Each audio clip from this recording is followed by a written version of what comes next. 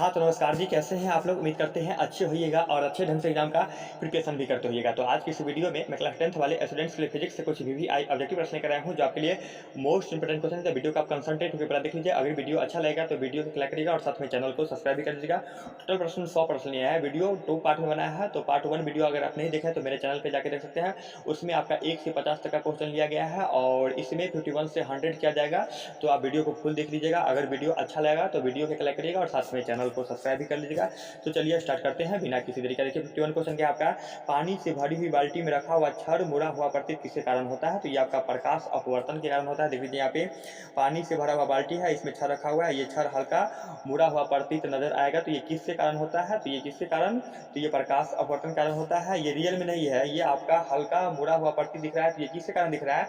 तो ये आपका प्रकाश अपवर्तन के कारण दिख रहा है, जो कि ऑप्शन आपका यही कक्षा। अगला क्वेश्चन देख लीजिए। अगला क्वेश्चन आपका, बाल्टी में रखा हुआ सिक्का ऊपर उठा हुआ प्रतीत क्यों दिखता है? तो ये आपका प्रकाश अपवर्तन के कारण ही दिखता है। देख लीजिए यहाँ पे फिगर में सिक्का जो है ये आपका नीचे है लेकिन ऊपर उठा हुआ प्रतीत होता है। तो ये किसके कारण हो रहा है?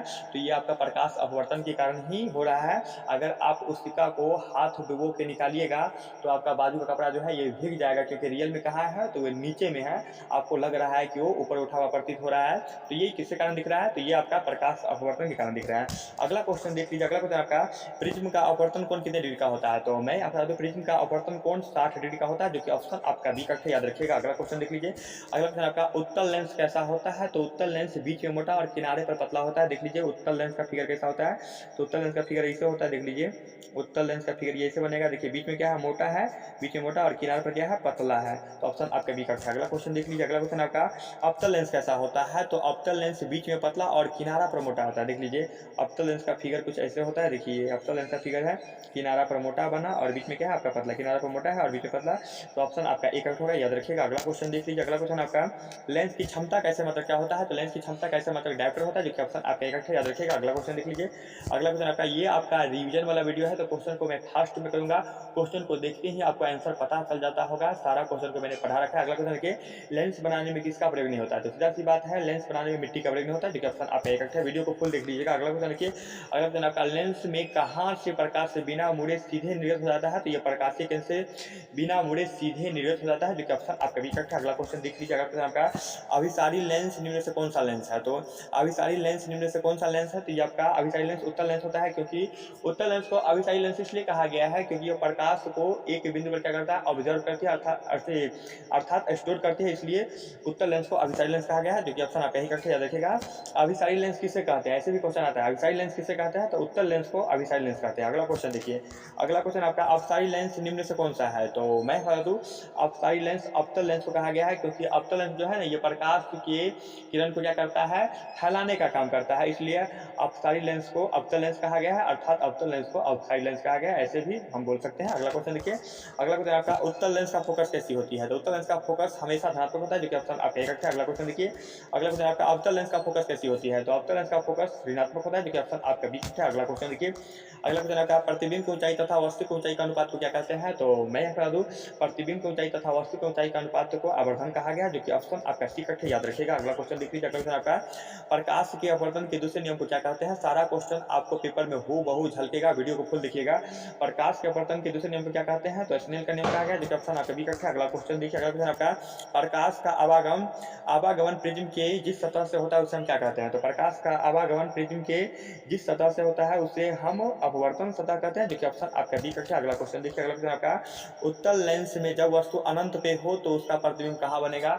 लेंस रहे चाहे दर्पण रहे, कंसेप्ट यहाँ पे समझिए आप। उत्तल लेंस में जब वस्तु अनंत पे, कहाँ पे है? अनंत पे, थोड़ा ध्यान दीजिएगा, अनंत पे है तो प्रतिबिंब बनेगा फोकस पर। अगर वस्तु फोकस पर रहेगा तो प्रतिबिंब बनेगा अनंत पे। इनवर्स कंसेप्ट है, ध्यान रखिएगा। अगला क्वेश्चन देख लीजिए। अगला क्वेश्चन आपका, दर्पण सूत्र क्या होता है? तो दर्पण सूत्र क्या होता है? तो दर्पण सूत्र प्लस में होता है 1/v प्लस 1/u बराबर 1/f होता है। और लेंस सूत्र क्या होता है? तो नेगेटिव साइन कर दीजिएगा, सारा चीज वही रहता है। देखिए आ गया क्वेश्चन, लेंस सूत्र क्या होता है? तो लेंस सूत्र 1/v-1/u बराबर 1/f होगा, जो कि ऑप्शन आपका डी करेक्ट होगा। देख लीजिए ऑप्शन आपका डी करेक्ट होगा। लेंस सूत्र क्या होता है, तो लेंस सूत्र ऑप्शन आपका डी करेक्ट है। 1/v-1/u बराबर 1/f। 1 मिनट रुक जाइए, कौन सा ऑप्शन सही है? ऑप्शन सही आपका B number, sorry B number correct है। अगला क्वेश्चन देख लीजिए। अगला क्वेश्चन आपका गोलीय दर्पण का आवर्धन m किसके बराबर होता है, तो गोलीय दर्पण का आवर्धन m v/u के बराबर होता है, जो कि ऑप्शन आपका ए करेक्ट है। अगला क्वेश्चन देखिए। अगला क्वेश्चन आपका स्नेल के नियम का गणितीय रूप कौन सा है? सारा क्वेश्चन पेपर में हूबहू झलकेगा। स्नेल के नियम का गणितीय रूप कौन सा है, तो sin a/sin r है, जो कि ऑप्शन आपका ए ही करेक्ट है। अगला क्वेश्चन देख लीजिए। अगला क्वेश्चन आपका अगर किसी अवतल दर्पण का फोकस दूरी f तथा वक्रता त्रिज्या r हो तो क्या होगा, तो f बराबर r/2 होगा। देख लीजिए यहाँ पर कंसेप्ट क्या है कि अवतल दर्पण का फोकस दूरी वक्रता त्रिज्या की आधा होता है और वक्रता त्रिज्या फोकस दूरी का डबल होता है, तो कंसेप्ट यही है, ध्यान रखिएगा। अगला क्वेश्चन देख लीजिए। अगला क्वेश्चन आपका डिंडल प्रभाव प्रकाश की कौन सी परिघटना को दर्शाता है, तो इसका आंसर आप हमें कमेंट सेक्शन में बताइएगा। अगला क्वेश्चन देख लीजिए। अगला क्वेश्चन आपका मानव नेत्र में कौन सा लेंस होता है। देखिए सारा क्वेश्चन बउआ टाइप क्वेश्चन करता है। आप लोग कहते हैं कि सर एग्जाम हार्ड होता है, कोई एग्जाम हार्ड नहीं होता है। आप लोग मन में ठान लिए हैं, मन में सोचते हैं कि सर एग्जाम हार्ड होता है, कुछ एग्जाम हार्ड नहीं होता है। आप सिर्फ मेरे वीडियो को देखिए, आपका प्रिपरेशन कम समय में ज़्यादा हो जाएगा। अगला क्वेश्चन देखिए। मानव नेत्र में कौन सा लेंस होता है, तो मानव नेत्र में उत्तल लेंस होता है, सीधी सी बात है। मानव नेत्र में कौन सा लेंस होता है, तो मानव नेत्र में उत्तल लेंस होता है। सिर्फ एक बार अगर आप मेरे वीडियो को देख लेते हैं तो सारा क्वेश्चन याद हो जाएगा। अगला क्वेश्चन देख लीजिए। मानव नेत्र के किस भाग पर वस्तु का प्रतिबिंब बनता है, तो मानव नेत्र के रेटिना अर्थात दृष्टिपटल भाग पर वस्तु का प्रतिबिंब बनता है, जो कि ऑप्शन आपका एक है। अगला क्वेश्चन देख लीजिए। अगला क्वेश्चन आपका मानव नेत्र पर किसी वस्तु का कैसा प्रतिबिंब बनता है, यानी मानव नेत्र पर अर्थात मानव की आंख पर किसी वस्तु का कैसा प्रतिबिंब बनेगा, तो ये उल्टा बनता है, उल्टा छोटा वास्तविक होता है, जो कि ऑप्शन आपका एक याद रखिएगा। अगला क्वेश्चन देख लीजिए। अगला क्वेश्चन आपका नेत्रदान में नेत्र का कौन सा भाग दान में दिया जाता है। देखिए नेत्रदान में ना नेत्र का सारा भाग दान में नहीं दिया जाता है, इसका कुछ पाठ दान में दिया जाता है। तो नेत्रदान में नेत्र का कौन सा भाग दान में दिया जाएगा, तो ये कॉर्निया को दिया जाता है, जो कि ऑप्शन आपका करेक्ट है, याद रखिएगा। अगला क्वेश्चन देखिए। अगला क्वेश्चन आपका पुतली को कौन नियंत्रित करता है, तो पुतली को नियंत्रित आइरिस करता है, जो कि ऑप्शन आपका बी है। अगला क्वेश्चन देखिए। अगला क्वेश्चन आपका स्पष्ट देखने की न्यूनतम दूरी कितना होता है, तो 25 सेंटीमीटर होता है। कितना बच्चा 25 मीटर में लगा देता है, तो ध्यान से मारिएगा। स्पष्ट देखने की न्यूनतम दूरी कितना होता है, तो ये 25 सेंटीमीटर, ना कि 25 मीटर। अगला क्वेश्चन देख लीजिए।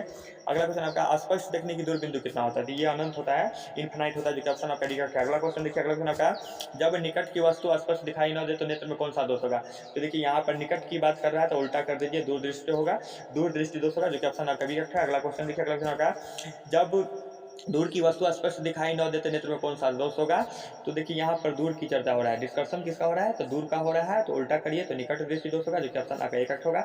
अगला क्वेश्चन देख लीजिए। अगला क्वेश्चन आपका जब दूर की वस्तु और नजदीक की वस्तु, देखिए यहाँ पर दोनों की चर्चा कर रहा है ना, दूर की, देखिए क्वेश्चन क्या है, जब दूर की वस्तु और नजदीक की वस्तु दोनों स्पष्ट दिखाई न दे, ना ही दूर की और ना ही नजदीकी, दोनों स्पष्ट नहीं दिखाई दे रहा है, अर्थात साफ साफ नहीं दिखाई दे रहा है, तो कौन सा दोष होगा भाई, तो कौन सा दोष होगा, तो इसमें जरा दूर दृष्टि दोष होता है, जो कि ऑप्शन आपका डी है। अगला क्वेश्चन देख लीजिए। अगला क्वेश्चन आपका जब एक ही वस्तु कई जगह पर दिखाई दे, ये क्वेश्चन थोड़ा नया है, जब एक ही वस्तु कई जगह पर दिखाई दे तो इसमें कौन सा दोष होगा, नेत्र में कौन सा दोष होगा, मतलब क्वेश्चन ऐसे बनेगा, तो इसमें अबिंदुकता होगा, याद रखिएगा। जब एक ही वस्तु कई जगह पर आपको दिखाई देगा ना, तो नेत्र में कौन सा दोष होगा, तो अबिंदुकता होगा, जो कि ऑप्शन आपका सी है, याद रखिएगा। अगला क्वेश्चन देख लीजिए। अगला क्वेश्चन आपका निकट दृष्टि को दूर करने के लिए कौन सा लेंस, निकट दृष्टि दोष है तो अवतल लेंस का उपयोग होगा। और अगला क्वेश्चन देख लीजिए। जब दूर दृष्टि दोष को दूर करने के लिए, देखिए दूर दृष्टि दोष को दूर करने के लिए किस लेंस का उपयोग, तो उत्तल लेंस का दूर दृष्टि में। अगला क्वेश्चन देख लीजिए। अगला क्वेश्चन आपका जरा दृष्टि को दूर करने के लिए किस लेंस का उपयोग किया जाएगा, तो जरा दृष्टि दोष को दूर करने के लिए बाइफोकल लेंस का उपयोग किया जाता है, जो कि ऑप्शन आपका डी है। अगला क्वेश्चन देखिए। अगला क्वेश्चन आपका अबिंदुकता दृष्टि दोष को दूर करने के लिए किस प्रकार के लेंस का उपयोग किया जाएगा, तो ये बेलनाकार लेंस होता है अबिंदुकता को दूर करने के लिए। अगला क्वेश्चन देख लीजिए। अगला क्वेश्चन आपका तारे क्यों टिमटिमाता है, देखिए कितना इजी प्रश्न पूछता है, तारे क्यों टिमटिमाता है, तो तारे वायुमंडलीय अपवर्तन के कारण टिमटिमाते हैं, जो कि ऑप्शन आपका एक है। अगला क्वेश्चन देख लीजिए। अगला क्वेश्चन आपका जब नेत्र में धुंधला या अपारदर्शी हो जाता है, जब नेत्र लेंस धुंधला या अपारदर्शी हो जाता है तो कौन सा दोष होगा, तो देखिए यहाँ पे जब नेत्र लेंस धुंधला मतलब थोड़ा थोड़ा दिखाई देगा और अपारदर्शी हो जाता है, मतलब आर पार नहीं दिखेगा, तो उसमें कौन सा दोष होगा, तो उसमें आपका मोतियाबिंद दोष होगा, जो कि ऑप्शन आपका डी है, याद रखिएगा। अगला क्वेश्चन देख लीजिए। अगला क्वेश्चन है आपका, अगला क्वेश्चन किस रंग का तरंगदैर्ध्य सबसे अधिक होता है, तो लाल का तरंगदैर्ध्य सबसे अधिक होता है, जो कि ऑप्शन आपका यही है। फिगर में देख लीजिए, लाल रंग का तरंगदैर्ध्य सबसे अधिक अधिक है। अगला क्वेश्चन देख लीजिए। अगला क्वेश्चन आपका किस रंग का तरंग दैर्ध्य सबसे कम होता है? तो बैगनी का सबसे कम होता है, जो कि ऑप्शन आपका डी करेक्ट है। अगला क्वेश्चन देख लीजिए। अगला क्वेश्चन है आपका श्वेत प्रकाश जब प्रिज्म से होकर गुजरता है तो सबसे अधिक विचलन, विचलन की बात कर रहे हैं यहाँ पे, ध्यान दीजिएगा, विचलन की बात कर रहा है तो विचलन सबसे अधिक किसका होगा? तो बैगनी का होगा, जो कि ऑप्शन आपका डी करेक्ट है। अगला क्वेश्चन देखिए। अगला क्वेश्चन आपका श्वेत प्रकाश जब प्रिज्म से होकर गुजरता है तो सबसे कम विचलन किसका होगा? तो लाल का होगा, जो कि ऑप्शन आपका यही करेक्ट है। सबसे अधिक विचलन बैगनी का होगा, सबसे कम विचलन लाल का होगा, जो कि ऑप्शन आपका करेक्ट है। अगला क्वेश्चन देखिए। अगला क्वेश्चन आपका इंद्रधनुष में सबसे बाहर कौन सा रंग दिखाई देता है? देख लीजिए, इंद्रधनुष में सबसे बाहर कौन सा रंग है? तो लाल है, जो कि ऑप्शन आपका यही करेक्ट है। अगला क्वेश्चन देख लीजिए। अगला क्वेश्चन आपका इंद्रधनुष में सबसे अंदर कौन सा रंग दिखाई देता है? देखिए, सबसे अंदर कौन है? तो ये बैगनी है, जो कि ऑप्शन आपका बी करेक्ट है। अगला क्वेश्चन देख लीजिए। अगला क्वेश्चन है आपका, अगला क्वेश्चन देखिए, आकाश का रंग नीला क्यों दिखाई देता है? तो ये प्रकाश परिकीर्षण के कारण आकाश का रंग नीला दिखाई देता है, जो कि ऑप्शन आपका डी करेक्ट है। अगला क्वेश्चन देख लीजिए। अगला क्वेश्चन आपका एक प्रिज्म कितने सतहों से घिरा होता है? तो एक प्रिज्म जो है ना, एक प्रिज्म जो है ये 5 सतहों से घिरा होता है, जो कि ऑप्शन आपका करेक्ट है। ये रिवीजन वाला वीडियो है, तो आप लोग कंप्रोमाइज करके देख लीजिएगा। अगर एक बार में नहीं समझ में आता है तो दोबारा रिपीट करके देख सकते हैं। अगला क्वेश्चन आपका सूर्योदय तथा सूर्यास्त के समय आकाश लाल दिखाई देता है, क्यों? तो इसका आंसर आप हमें कमेंट सेक्शन में बताइएगा। अगला क्वेश्चन देखिए। अगला क्वेश्चन आपका मृग मरीचिका किसके कारण से बनता है? मृग मरीचिका किसके कारण से बनता है? तो ये प्रकाश के पूर्ण आंतरिक परावर्तन के कारण बनता है, जो कि ऑप्शन आपका करेक्ट है। अगला क्वेश्चन देख लीजिए। अगला क्वेश्चन आपका जब प्रकाश की किरण किसी कण से टकराकर चारों तरफ फैल जाती है तो उसे हम क्या कहेंगे? तो सोचिए, बताइए, 100 का जवाब क्या होगा? तो प्रकाश का परिकिरण होगा, जो कि ऑप्शन आपका सी करेक्ट है। जब प्रकाश की किरण किसी कण से टकराकर चारों तरफ फैल जाती है उसे हम क्या कहते हैं? तो उसे हम प्रकाश का परिकिरण कहते हैं, जो कि ऑप्शन आपका सी करेक्ट है। तो उम्मीद करते हैं ये वीडियो आपको समझ में आया है, तो वीडियो को एक लाइक कर दीजिए और साथ में चैनल को सब्सक्राइब कर लीजिए और अपने दोस्तों के बीच भी शेयर कर दीजिए, ताकि उनका भी प्रिपरेशन अच्छा खासा हो जाए, जो स्टूडेंट 2023 में बोर्ड की एग्जाम में अपीयर होने वाले हैं। ओके, तब तक के लिए बाय, मिलते हैं नेक्स्ट वीडियो में।